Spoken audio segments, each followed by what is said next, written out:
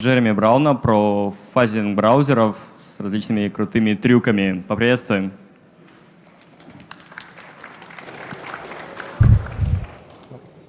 Hello, everyone.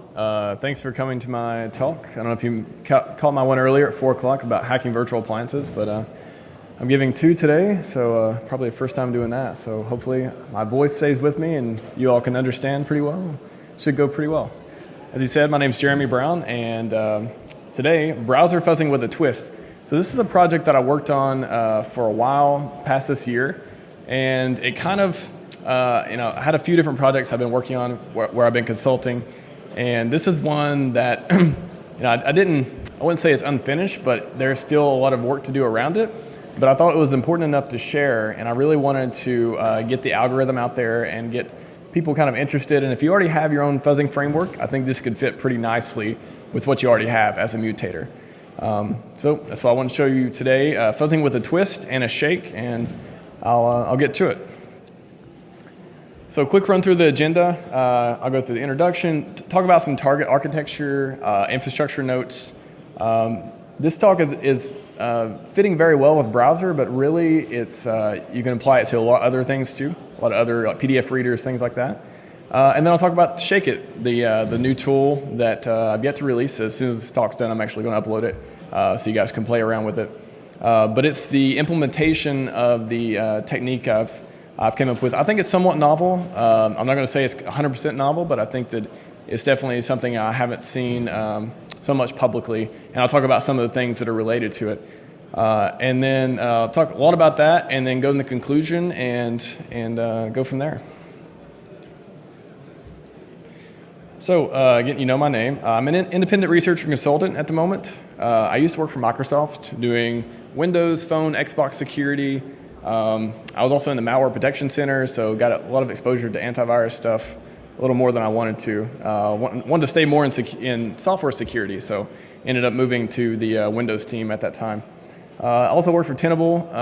You've probably might have used Nessus before. I've read quite a few Nessus plugins in the past, and also did some reverse engineering when I was at Tenable, trying to find more of the subtle patches. So that was fun times. So to be clear, what I'm not covering today, comprehensive browser fundamentals, is way too big a topic, take way too long. I would want to give you enough just to get your feet wet and to kind of look at the attack surface and know what's out there. And I'm going to be focusing on rendering engines. There's tons of attack surface other than that. Definitely things around the sandbox and IPC. But for this talk and what Shake It actually does, the fuzzer I'll be talking about, it's mostly, unless accidentally it attacks something else, it's going to be finding bugs in the rendering engine, most likely. So what I am going to be covering, as I said, the fuzzing engine part of the puzzle. Fuzzing is not, you need a complete system to fuzz. The mutator or the generator or whatever system you have to or whatever technique you're using, it's just part of the puzzle of a bigger picture. You need infrastructure, you need things around helper things to copy repros and try to debug crashes and get things like that. So I'm not talking about, I wouldn't say Shake It. Shake It is not a fuzzer by alone, it is a mutator. It's a somewhat novel way to mutate data that has had a little bit of success in incubation, fuzzing browsers in particular, but it's not a complete fuzzer. And of course, we'll be working with grammar-based parsing engines. So you can fuzz a lot of scripting engines, JavaScript, HTML, and even PDFs. Again, PDF readers interpret JavaScript, so this could be applicable in that area as well. And again, I'm not claiming I fuzz as good as Ben Nagy. He's professional, done a lot of really great talks on it. So if you want a really great talk about fuzzing, I would suggest one of his talks. But you're going to get a lot of hard lessons I've learned when covering browser fuzzing with how I'm doing it here. So why? Again, through my introduction, I didn't want the research just to sit on my box. I really felt like this is something I worked a lot on, and there's still work to be done, as I said, but I think that it was worth sharing, and I didn't want it to just, a lot of people have products that just, you have a great idea and you work on it for a while, and maybe it doesn't go the way you want it to go, or maybe it goes that way, but you just never finish it, or things like that. And I didn't want it to be one of those projects. I wanted to get the research out there in hopes that people will be able to take this and convert it to and put it in places where maybe they already have infrastructure in place. And this is just the easy snap-in example. But again, there's a lot of the talks too detail the process of how the fuzzing process goes, but I want to talk to you about the engine and talk about those details as well. So attack surface overview. You guys know the first thing when you're looking for bugs in a product, you got to know the attack surface. You got to know what you're trying to find bugs in. So this little guy, a pangolin actually, becoming one of my favorite animals because you can see he's all curled up and you got to kind of poke to see where you can attack him. So that's kind of way I would visualize an animalistic attack surface. So all the credit here goes to Chris Rolfe from LeafSec, now at Yahoo. But he had a really great presentation, and I wish you could see all the reference. Well, I guess you can see it, I can't. About this. This is the attack surface for Chrome, and I just want to make it clear what we're looking at. What the fuzzer is trying to expose here is bugs in the rendering process. So that means V8, WebKit, which is now Blink, of course, and may incidentally look at some bugs at PP API, and well, I think that's actually deprecated now, but the native client as well. That also may be deprecated. Anyways, we're not looking at the broker process. We're not looking at IPC or some of that stuff. We're looking at the rendering process. So focus in on that. And for the reader perspective, this is some slides from Adobe, from their security team about protected mode. And it does a good job of detailing like how they talk to the file system, how they talk to the OS, reading and writing. And again, we're looking at the renderer, the reader part, which is sandboxed nowadays. But not looking at IPC for this kind of mutational fuzzing and fuzzer. So fuzzing options, there's a few different options here. We can go back and forth on it, but I think that the three main general ones is what I'm going to talk about today, briefly. Generation, so you either have a spec or you have a file format, you have something, and you create data based upon that. That's one technique you can use in fuzzing. And Peach is a really good example here. It can do a multitude of different things, but generation it's really good at. You describe a file format, it generates data, and you go from there. So Peach is kind of the example for generation. Mutation, ZZF, canonical example here. It's a pretty interesting fuzzer that does a lot of bit flips, byte flipping, different ways to mutate data and try to output something that may crash a program. So we have generation, mutation, and then you have kind of evolutionary, sub-evolutionary. I really want to give this example because AFL is an amazing fuzzer. I found actually quite a few bugs using it.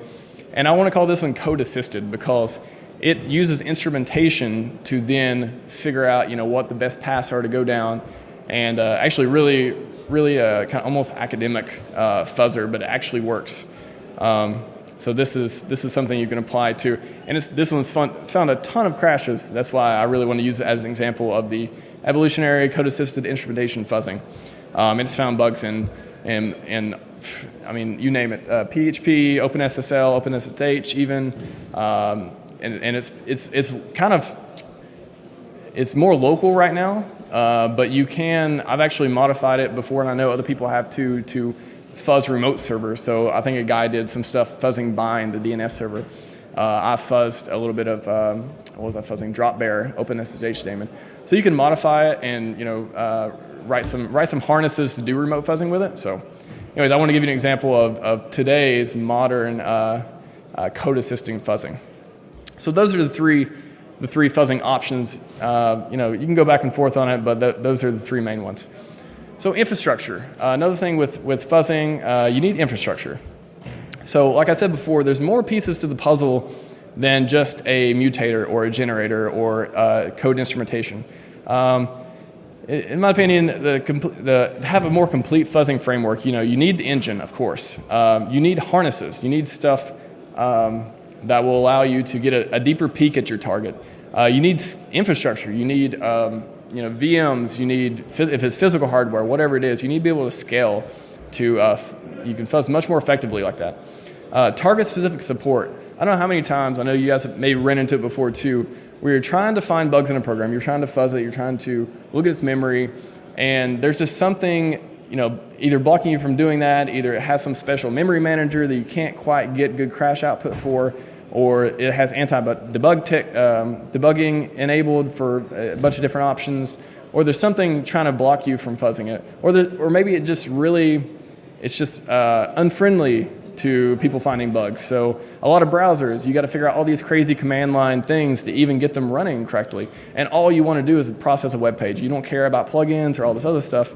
So target-specific report is super important. And then helper programs, things that will copy repros for you, things that will talk to a database that will log things to help you make sense of the data you get back from fuzzing. Super important. So as I said, fuzzing engine, generator, perspex, mutator with different algorithms and instrumentation. The local system harnesses, if you're fuzzing locally, you need a debug harness to catch crashes, a file system monitor maybe to catch things for interesting reads and writes, and definitely a dedicated database server. Fuzzing and copying things locally can work, but it's really not the best scalable way to do it. And then the scaling infrastructure, like I said, you need VMs, hypervisors. An army of droids is one of my favorite ones from JDuck. He talks about fuzzing Android a lot with those. Or even utilizing cloud providers. There's a lot of like AWS, you have Microsoft Azure stuff. If you trust them with your data, then maybe you can use them for fuzzing too. Target-specific report, you need to have templates. Another thing, especially for mutation fuzzing, templates are a must. You got to have something mutate, right? Part of mutation, you take a known good file and make it possibly a bad file that'll actually parse and hopefully find a bug. And one of the target-specific support examples I've had here, WinApp Debug by Mario Vilas, great guy, great framework, put a lot of work into this Python framework. Very versatile. Tons of options for instrumentation. It's just amazing piece of work. But when I was using it to do part of this project, I was running into some issues around, kind of a bottleneck with the database server.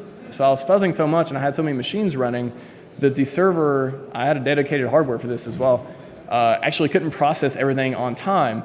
So, we had either, duplication of data, or we had just a ton of entries that were horrible to sort through.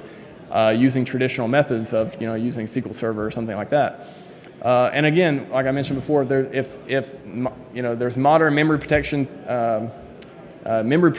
that will try to make it harder for you to even to attach to the process, or maybe you got a huge amount of threads, or it creates different processes, and you got to figure out which one it is.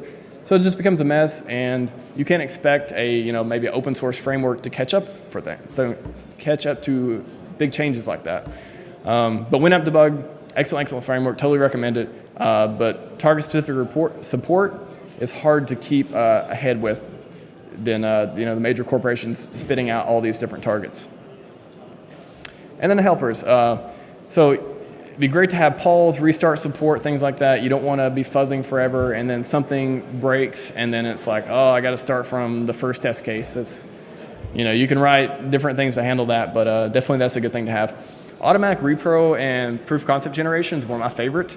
I actually wrote a device driver fuzzer a few months ago, and one of my favorite features was not even the fuzzing part of it, but it was for every crash that occurred, it would create a proof of concept. Literally compile it, run it, and you can repro the crash. So that is really, really important for a complete fuzzing infrastructure. Having stuff like that makes your life much easier. Backup mechanism, minset support. You don't want to be throwing a 10 megabyte file or something when you're only fuzzing 32K of the file or 1K of the file or something like that. So instrumentation, code coverage, obvious things here. So let's go into Shake It, the mutator that I've written that I want to discuss. But before we go into it, let's look at the current tooling around some browser fuzzing. So we have cross-fuzz, cross-document binding fuzzer by Elkomtuff, Michael Zowski from Google. It's a similar concept to Shake It, as it selects and reuses input fragments, but it does it a little bit differently and chops files a little different way. So the exact algorithm with this is a little different. Fuzzinator tokenizes a collection of input and builds all the test cases from that. Another interesting concept, still used, I think that one's actually one of the newer ones, maybe an academic project, I forget which university it came out of, but that was an interesting one that you can use for browser fuzzing. JN FunFuzz is a JavaScript-specific fuzzer from Jesse Rudderman, from Mozilla. Found a ton of bugs with this, still in use today, still relevant. I think he wrote it probably, I don't know, 4 or 5 years ago. But it uses a generational method to create test cases for JavaScript. So he has a huge fuzzing oracle to know the grammar and to create interesting stuff from that. And then LangFuzz. This is one I looked at really recently. And it's kind of like CrossFuzz. Again, it does reuse input fragments, but the way that it does it, they all do it in a kind of a different way. And it is a grammar-based fuzzer, and that's the one from Mozilla, joint from Mozilla and Saarland University. So all these are the current tooling. I kind of wanted to give you a look at like what tools are available, and why Shake It will be different. And I know it's kind of hard to tell from the brief description, but it does do it in a different way, and that's why I'm presenting it, of course. If it did the same thing, I wouldn't be here, trust me. So again, deviations from Shake It. So you can have dictionary and nesting. So defining a dictionary of valid tokens and then replacing them either by choice, by strategy, or randomly. And then nesting, either duplicating or multiplying tokens in a way, you can think of it as like cascading statements that always, are nested statements. Even recursion can work here to find bugs. But both of these are deviations from the way Shake It handles things. So here's the high-level algorithm. We have, I know you guys know that lady on the left, right? Taylor Swift. So her and a Shake It, that is the high-level algorithm. I'm going to assume you guys know that joke. But here's an even higher level diagram if you can tolerate it. So at its very base, you give it for example, we give it an HTML file. HTML file has a bunch of methods, attributes, maybe it calls some functions, it defines things like that. You put it into the mutator and it spits out something that is going to be great, hopefully. The point here is to, if you can't get it from the joke, shake things up. So I kind of like to use the analogy, you put something in a jar, you put a bunch of methods, functions, everything in a jar, shake them up, and then replace them in different directions to see what you can get to maybe have some interesting memory access corruption and things from that. So again, how it works, Shake It takes a collection of tokens or changeables. So changeables, again, just another word for tokens, a little bit more descriptive in this case.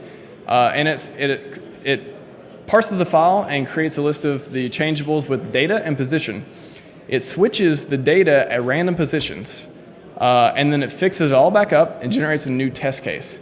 This ideal is simple, I give you that. But the implementation of doing that is a little more complex.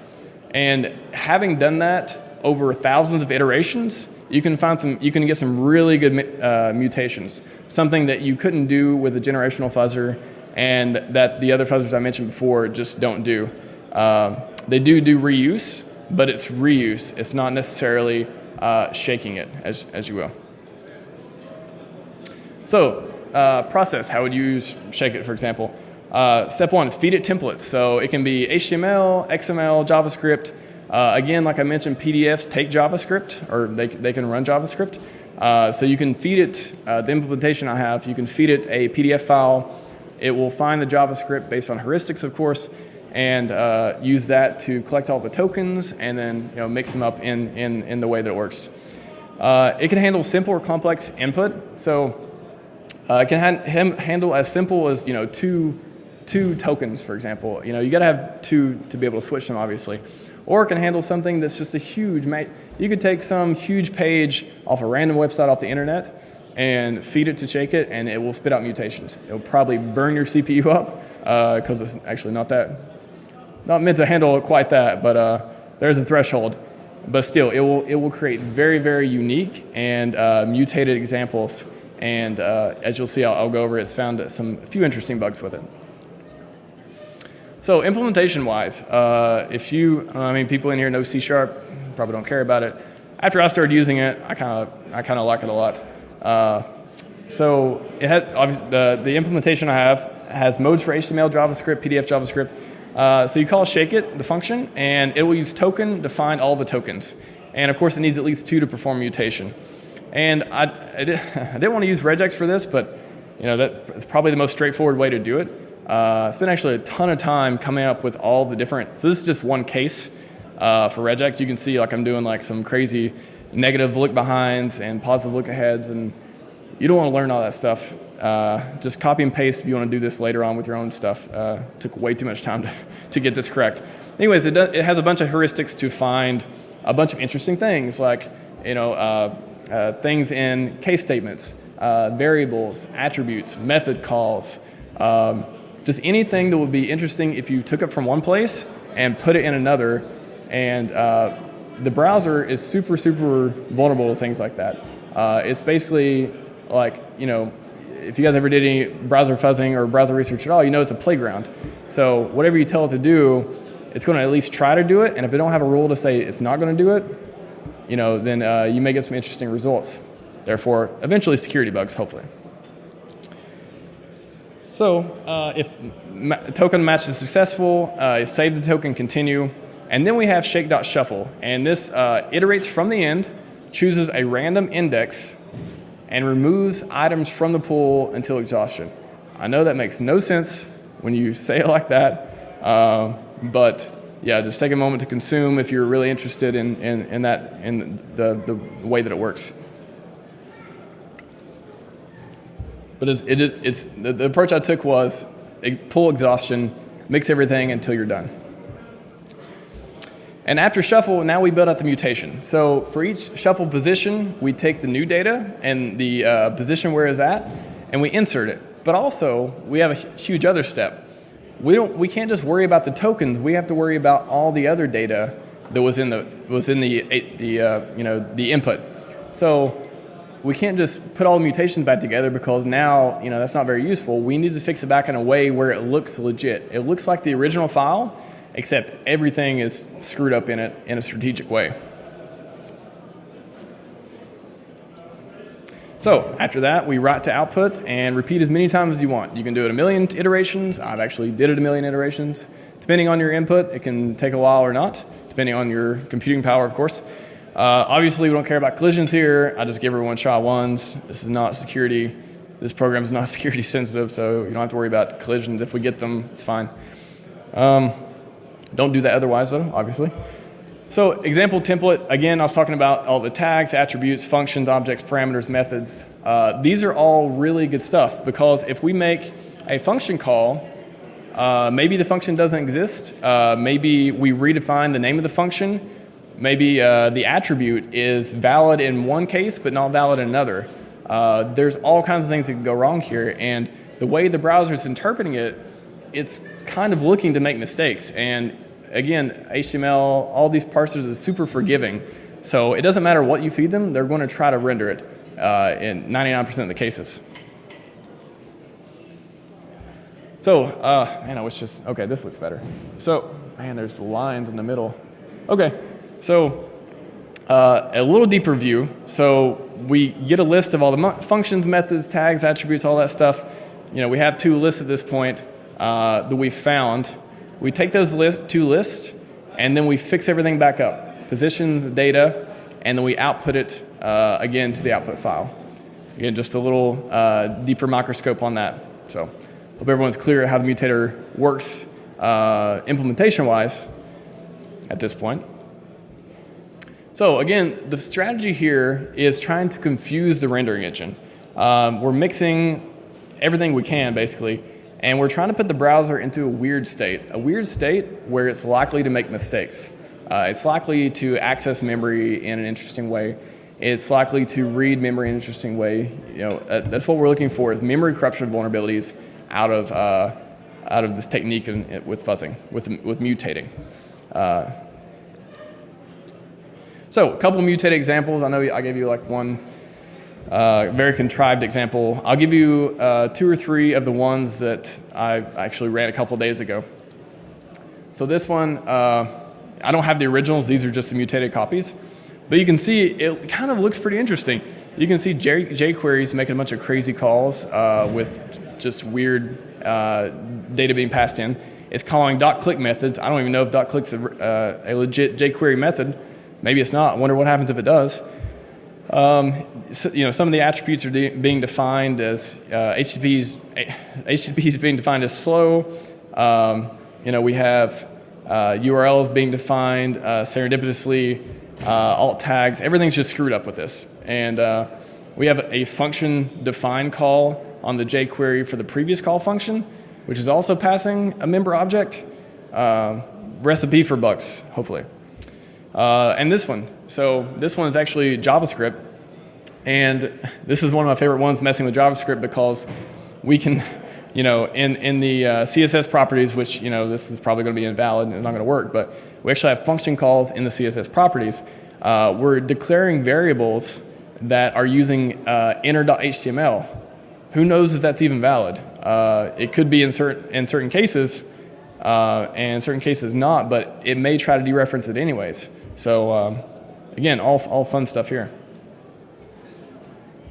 And this one, we're trying to, I think this is, we're doing some XML or SVG. So this is like a mutated SVG file where we're trying to, we're assigning variables to function calls and getting return values. We're setting all kinds of different attributes and methods to wild things. And we're just creating havoc, basically creating havoc on the renderer in an attempt to find bugs. And these are some of the interesting examples that can be generated using this shake it mutator. So step 2 in the process, once you generate the however many mutated files you want, take that collection, put them on a web server, put it on the file server. This is where your debug harness comes in, or your helper files, your target specific support, where you're able to make it accessible to the browser either through command line or through maybe you have some hooking function that just makes it flip the page to the next iteration. However way you want to set that up, but step 2 of the process, get it to the target. And step 3, after you iterate over the collection, again, highly recommend using a database of some sort. Try not to do it locally. SQLite's good for some things, but it's just going to create a bottleneck on your local machine if you try to do that, and then you're going to have to collect all the databases and merge them. It's going to be a mess. So centralized database reporting when you're fuzzing is definitely one approach to do it scale-wise. And hopefully get some promising crashes from that.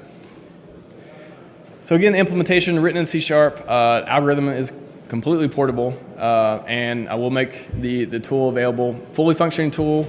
Give it some input, either HTML, JavaScript, XML, or give it a PDF file, let it mutate that JavaScript, see what happens. So in incubation, so when I first started this talk, I told you that this is one of the projects that I worked on for a while, kind of fell off. These are some of the lessons I learned from it, and there were definitely some hard lessons to make. I actually came across some promising crashes, for example, in Chrome and Firefox and apparently Opera, because I have that logo down there. But I wasn't able to determine, first of all, if the crashes were from the renderer or if they were from attach, or synchronization issues. So kind of a fail there.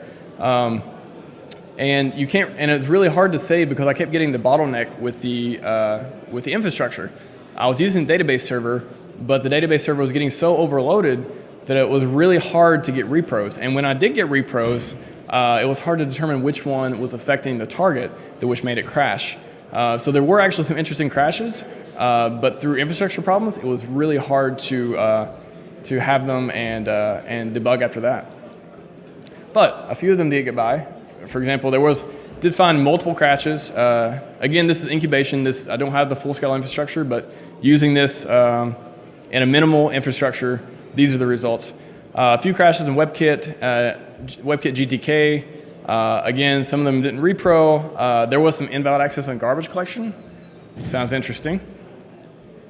An unremarkable crash in KHTML. Conqueror uses that. I was fuzzing Conqueror a bit. But mostly just continuous memory allocation copies. Not really interesting. Did find an exploitable bug in NetSurf, and if you've never heard of it, it's fine. It's a really popular embedded browser for a lot of embedded devices. It was a corruption of internal pointer structure, and it was triggered by mutated tag property. So when when ShakeIt mutated the file, and I used it for fuzzing, it corrupted one of the tags and replaced it with an invalid one from another part of the file, and triggered this vulnerability. Another crash in Photon. So Photon's kind of like an open source VLC plugin. Not plugin for VLC, but VLC plugin for a browser. And it was, again, triggered by parsing multimedia content tags. So, where you try to put embed videos into a web page. It did some mutation there and was able to find an interesting crash. So, challenges, lessons learned. Definitely having a comprehensive harness, something able to scale, will give you a much smoother process, smoother than I had at that time. Without a complete system, it's tough to be successful. And again, these are just incubation results. This is one reason I really wanted to get out there. I've been, a few friends of mine have had a look at it as well, and we're trying to really get it in a good infrastructure. Oops, am I heading next or not? So future work. So if you have an infrastructure, if you have a fuzzing infrastructure already, and like some of the ones, for example, Hoyson's Nightmare Fuzzer, if you guys ever seen his talk on that, did a bunch of antivirus research. Anything you have at home, if you already have a framework set up for this, I'd love for you to either re-implement ShakeIt in whatever language your framework's in, or take ShakeIt itself, just use it as a mutator, host the files, and run it through, see if you have any luck. And then even perhaps a Metasploit auxiliary module. There's a lot of fuzzing modules for Metasploit, and I don't think it'd be that hard to port it over there as well. So again, fuzzing is more than a mutation engine. In this case, I'm showing you a mutation engine because I believe this one's somewhat novel. But you need more than that to be really successful at fuzzing. I think ShakeIt has a ton of potential, but the investment on tooling is paramount. The investment that I put into this, and even though it was an incubation, I got some interesting results for the work I put into this. And again, more complexity, more bugs. That's a given. Code review can be really expensive, and if it's for something that's really parsing complex data, it's going to be hard to get right anyways. It's going to be really hard to know and to study the file in order to get everything out of it. Again, logic bugs, manually pen test is great for that. Does anyone really see software becoming simpler? I mean, it seems like fuzzing is just going to, I keep hearing, fuzzing's dead. We got all these companies running fuzzers. There's still tons of bugs every day. I don't think fuzzing's dead. I don't think it's going anywhere. I think software is getting more complex. It's not getting simpler. And maybe a lot of the low-hanging fruit's gone, but there's a ton more that's probably coming out tomorrow. And I always want to put this point here. Sandboxes cannot save you from bugs. You just need one more. SDL can't save you from bugs. There's just too much code, not enough eyes. Mitigations cannot save you from bugs. They only make you need, longer to write an exploit for. And honestly, managed code is a positive step forward in this direction. You don't have to deal with a lot of the issues you do in C and C++ when you write managed code. And that is what I got. So I will go to, I have one guy who really wants a question. I will go to questions.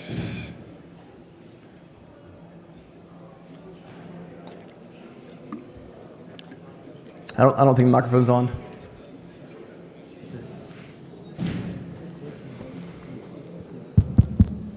I'm sorry, maybe I wasn't really careful in listening to you, and I couldn't get your joke about Taylor Swift and ShakeIt.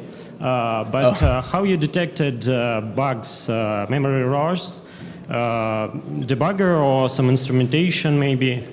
So when I talked about WinApp debug, the framework I talked about, let's see, go back to it real quick.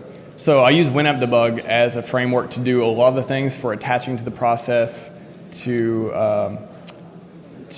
launch the process, to get crashes, to send them to the database. So let me go back to that real quick. Yeah, so WinApp debug. That is the framework I used for the harness, and that's what I was talking about. I did run into some issues, some bottleneck issues. Some of the more modern browsers keep changing the way they maybe their memory manager or some kind of anti-debug techniques. So that was it's hard for the maintainer for this project, even though it's a great framework, it's hard for him to keep up with the new changes like that. So it doesn't work for every target. It seems that it does some binary instrumentation, right? Yes, it does, but It's own written or some popular framework, Pin or Dynamo Rio maybe, or something else? yeah, so there's potential here for a pin plugin for this. Again, I've worked with pin before. Not my favorite one to work with. So I guess that would be the reason I didn't go with it here. Is I was trying to get WinApp debug to work for the time I had to work on this project. But yeah, pin could be a solution here for that, assuming it's able to stand up to some of the modern anti-debug stuff that's going on.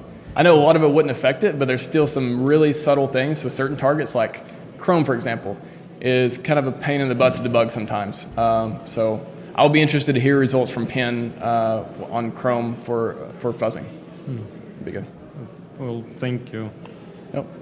Okay, thank you. Any other questions? I think we have one here. Yeah, thank you for the presentation. Thank you. Am I right that what you have developed already is something like a proof of concept targeting browsers, mainly browser engines themselves, and you envision extension of it to any possible target, like I don't know, I have an API which accepts JSON requests, and we can shuffle, I don't know, properties in the JSON object I accept, for example, right? Yeah, so I would have 2 points on that.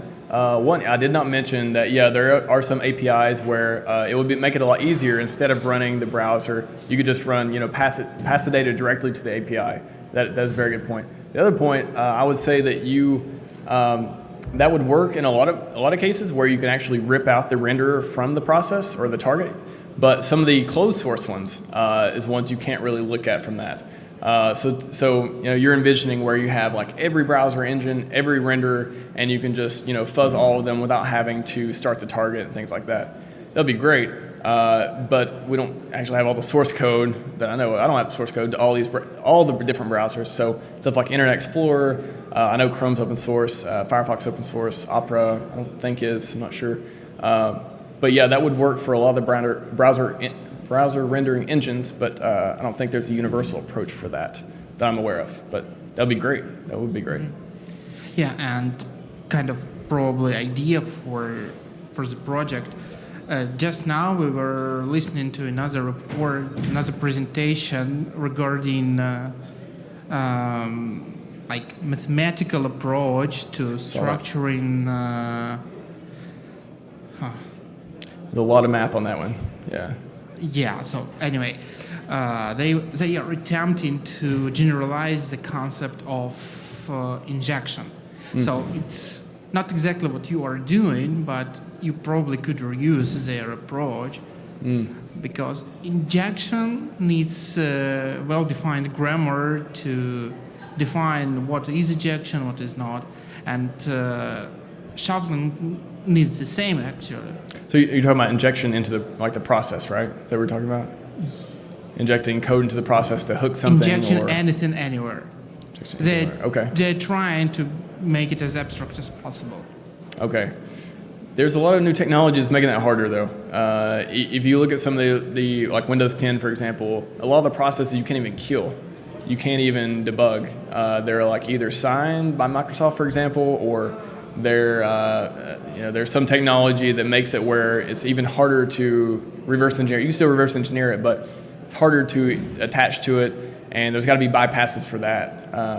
A universal way to do that, I feel like it needs to overcome some obstacles from the engineering side of the target as well. Yeah, but I meant more the mathematical engine behind it. So they use their engine for injections, and I think you can reuse it or slightly modify for your purposes. Yeah, it definitely sounded generic enough to reuse it for fuzzing. Definitely. Cool. Yeah, I'll have to look at that paper. I was half paying attention, and it was in Russian. My Russian is niet. So, good question. Thank you. Anyone else? Yes. a simple question. Sure. Could you tell us which what browser is the most safe one, to your opinion? That's a simple question? I don't know. That's a According loaded to your question, maybe. tests, I don't know, and your knowledge. I don't know if I'm qualified to answer that. I don't know if anyone is really. Yeah, I don't know. I would say the system.